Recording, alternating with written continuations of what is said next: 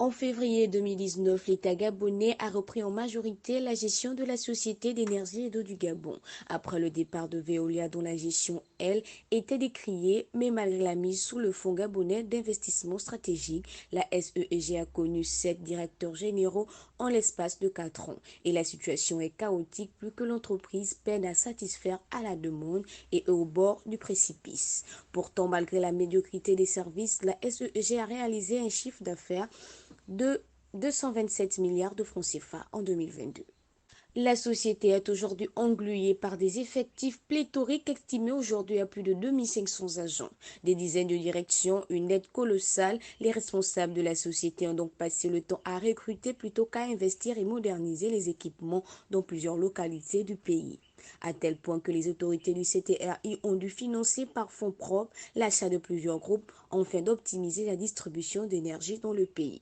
On parle de près de 132 transformateurs achetés. À Moula, le CTRI aurait d'ailleurs acheté 5 grands groupes pour remédier aux coupures intempestives. Une situation alarmante qui avait poussé l'ancien directeur général par intérim Silver Bitegué à résumer celle-ci en ces termes.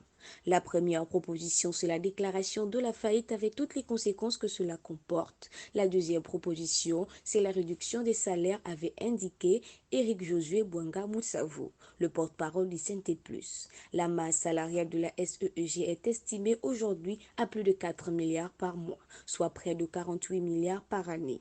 Des effectifs pléthoriques pour quel résultat? Un audit interne aurait révélé que la SEEG aurait 8 forces et 31 faiblesses et qu'elle a pendant plusieurs années usé de surfacturation vis-à-vis de l'État gabonais, soit un montant ramené à 8,4 milliards de francs CFA. Un gros business interne qui fragilise le bon fonctionnement de l'entreprise. Pour payer le 13e mois réclamé par les agents, il faudrait un ajout au budget de 2 milliards 400 millions. Mais une fois de plus, les populations s'interrogent à quoi bon puisque depuis des années, elles sont toujours privées d'eau potable et d'électricité.